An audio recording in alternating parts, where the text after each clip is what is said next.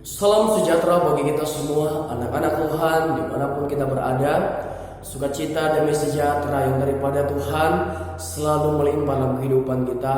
Walaupun tahun ini kita tidak bisa merayakan Paskah di dalam gedung gereja, tapi saya percaya kita tetap merayakan Paskah di dalam kepribadian kita, di dalam hidup kita. Karena yang Tuhan tebus bukan gedung gereja, tetapi hidup saudara. Kita selalu membuka hati kepada Tuhan, mengingat begitu besar pengorbanan Tuhan di dalam kehidupan kita yang Tuhan berikan itu. Nah, saudaraku yang terkasih, kita akan mendengarkan renungan firman Tuhan di dalam Yohanes 3 ayatnya yang ke-16. Firman Tuhan berkata, "Karena begitu besar kasih Allah akan dunia ini, sehingga ia mengaruniakan anaknya yang tunggal, dan barang siapa yang percaya kepadanya tidak akan binasa, tetapi memperoleh hidup yang kekal." Di dalam 2 Korintus 5 ayatnya yang ke-21, firman Tuhan berkata, "Dia yang tidak mengenal dosa telah dibuatnya menjadi dosa karena kita, supaya dalam Dia kita dibenarkan oleh Allah." Saudaraku yang terkasih, karena begitu besar kasih Allah akan dunia ini, Ia mengaruniakan anaknya yang tunggal. Atau di dalam versi lain, atau di dalam Filipi, di situ dikatakan Dia turun ke dunia ini mengambil rupa seperti manusia, manusia yang hina. Dan lebih daripada itu, di mana seluruh isi dosa dunia ini, seluruh dosa manusia yang ada di muka bumi ini ditimpakan kepada Dia.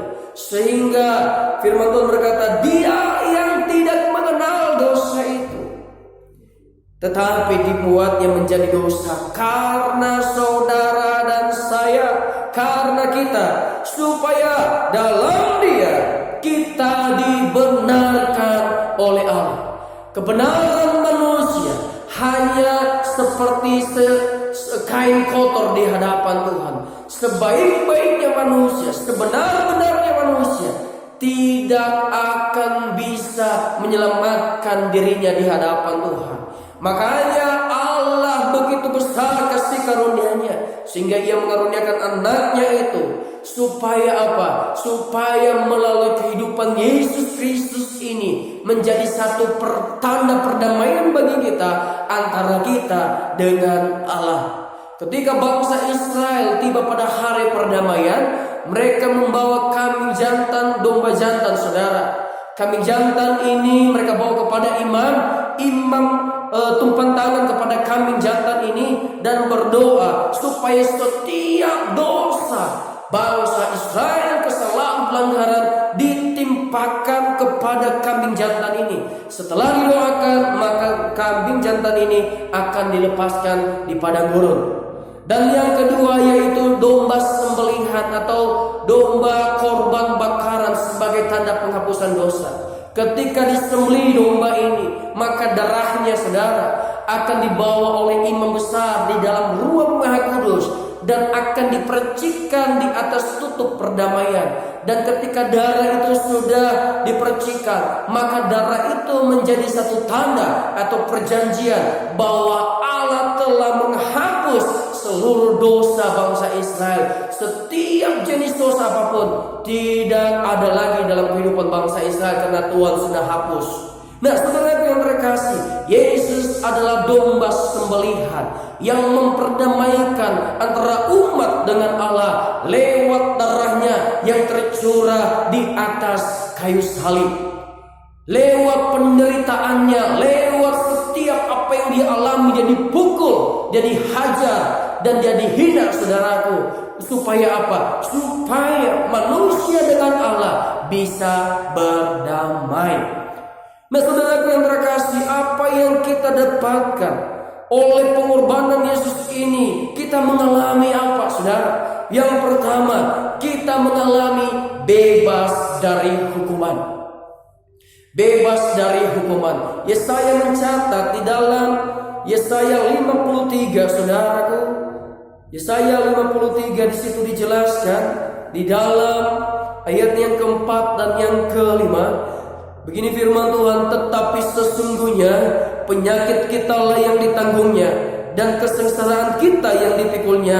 Padahal kita mengira dia kena tulah, dipukul dan ditindas salah, tetapi dia tertikam oleh pemberontakan kita, dan dia diremukkan oleh karena kejahatan kita. Ganjaran yang mendatangkan keselamatan bagi kita ditimpakan kepadanya, dan oleh bilur-bilurnya kita menjadi sembuh. Nah, saudaraku yang terkasih, kita lihat di dalam 1 Petrus pasal yang kedua, ayat yang ke-22 sampai 25. Begini firman Tuhan, ia tidak berbuat dosa dan tipu tidak ada dalam mulutnya. Ketika ia dicaci maki, ia tidak membalas dengan caci maki. Ketika ia menderita, ia tidak mengancam, tetapi ia menyerahkannya kepada Dia yang menghakimi dengan adil. Ia sendiri telah memikul dosa kita di dalam tubuhnya di kayu salib, supaya kita yang telah mati terhadap dosa hidup untuk kebenaran. Oleh bilur-bilurnya kamu telah sembuh. Yang seharusnya kita adalah orang-orang hukuman di hadapan Allah, tetapi karena begitu besar kasih karunia-Nya dalam hidup kita melalui Yesus Kristus, penghukuman itu dibatalkan, sehingga setiap pemberontakan kita, dosa kita ditimpakan di dalam Yesus, sehingga apa? Umat manusia terbebas dari hukuman Allah. Dan firman Tuhan berkata bahwa lewat itu, melalui bilur-bilur Yesus, kita disembuhkan, saudaraku. Kita ini adalah orang-orang yang sakit di hadapan Tuhan karena dosa kita. Dan tidak ada satu obat dan tidak ada satupun dokter yang dapat menyembuhkan kita dari sakit penyakit ini, dari dosa ini, selain daripada Yesus Kristus.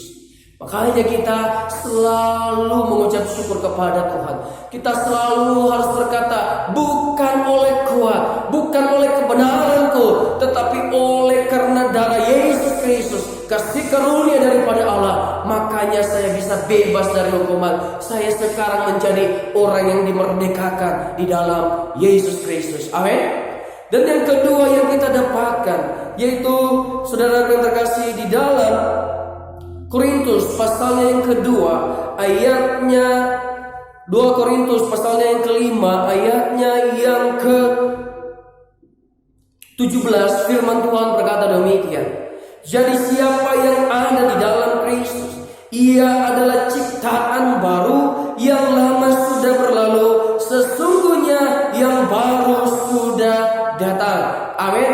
Lewat darah Yesus Kristus, lewat pengorbanan Yesus Kristus, domba Paskah yang dipersembahkan untuk memperdamaikan antara Allah dengan umatnya. Lebih daripada itu, kita dijadikan ciptaan-ciptaan yang baru, di mana dosa masa lalu kita, dosa yang merintangi kita telah dihapuskan, dan kita sekarang dibawa kepada hidup yang baru, hidup di dalam Yesus Kristus. Sekarang hidup yang kita hidupi sekarang ini bukan kita lagi, tetapi Kristus itu yang hidup di dalam kehidupan kita.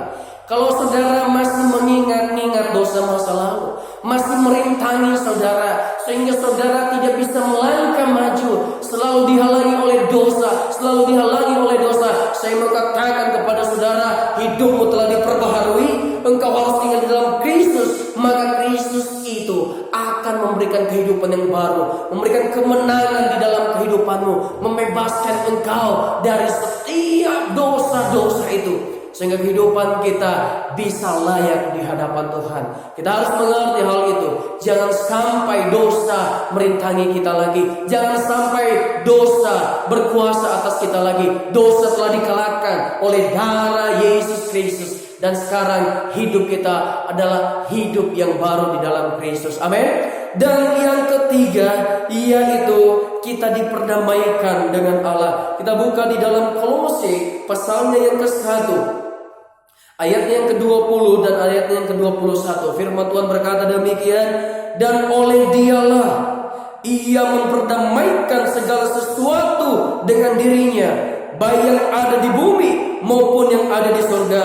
Sesudah ia mengadakan perdamaian oleh darah salib Kristus, juga kamu yang dahulu hidup jauh dari Allah dan yang memusuhinya dalam hati dan pikiran seperti nyata dari perbuatanmu yang jahat, sekarang diperdamaikannya di dalam tubuh jasmani Kristus oleh kematiannya, untuk menempatkan kamu kudus dan tak bercela dan tak bercacat di hadapannya.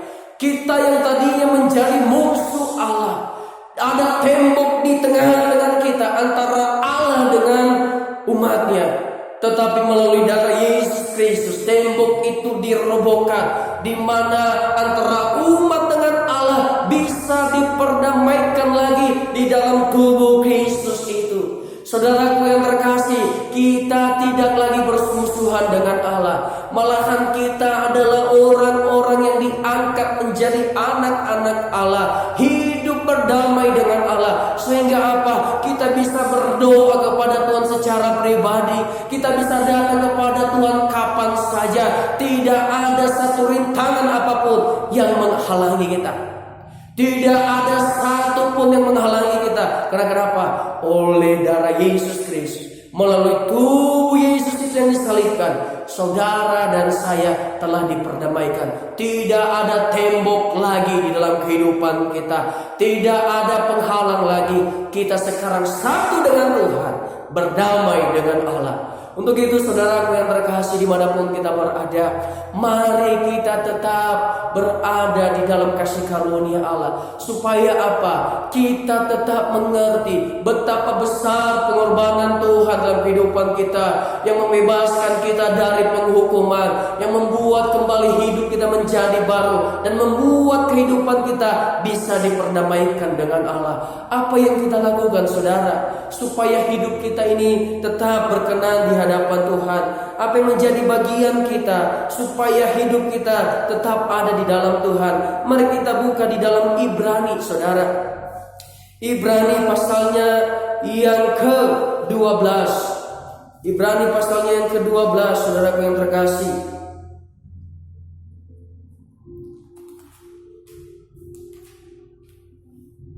Ibrani pasalnya yang ke-10, Ibrani pasalnya yang ke-10 ayatnya yang ke-19 sampai seterusnya. Ini yang menjadi bagian kita, orang-orang yang telah ditebus oleh darah Yesus Kristus itu, yaitu Ibrani 10 ayatnya yang ke-19.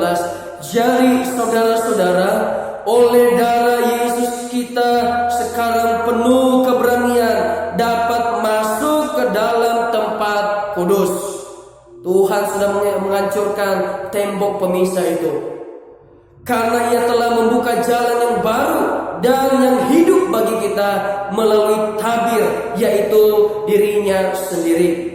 Dan kita mempunyai seorang imam besar sebagai kepala rumah Allah. Karena itu, marilah kita menghadap Allah dengan hati yang tulus ikhlas dan keyakinan iman yang teguh.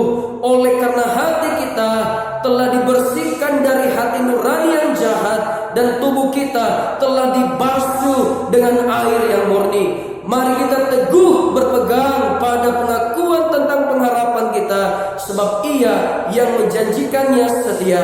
Dan marilah kita saling memperhatikan supaya kita saling mendorong dalam kasih dan dalam pekerjaan yang baik. Janganlah kita menjauhkan diri dari pertemuan-pertemuan ibadah kita seperti yang dibiasakan oleh beberapa orang, tetapi marilah kita saling menasihati dan semakin giat melakukannya menjelang hari Tuhan yang mendekat. Inilah yang menjadi bagian kita saudara yang terkasih. Kita menghadap Allah dengan penuh ketulusan hati. Kita semakin teguh di dalam Tuhan, tidak meninggalkan pertemuan-pertemuan ibadah di dalam keluarga kita.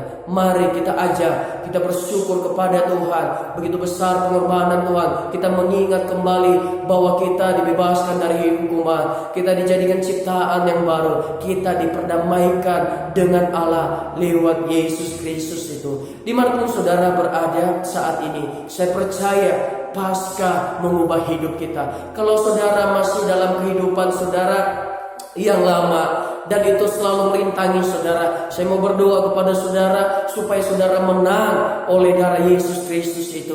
Mari saudara yang terkasih, kita berdoa kepada Tuhan. Tuhan Yesus yang baik, kami bersyukur, kami berterima kasih kepada Engkau.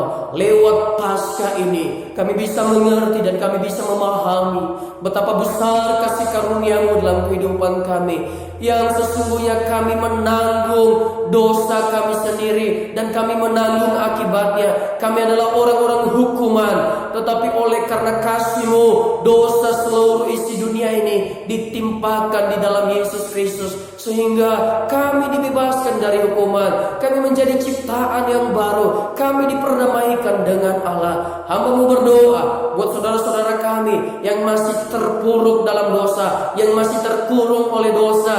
Dalam nama Yesus Kristus, darah-Mu berkuasa mengubah hati mereka.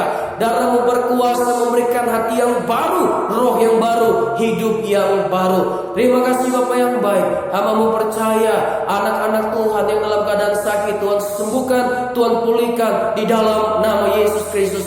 Bilur-bilur-Mu membawa kesembuhan bagi kami semua. Kami telah berdoa dan mengucap syukur hanya di dalam nama Tuhan Yesus Kristus. Haleluya, puji Tuhan. Amin.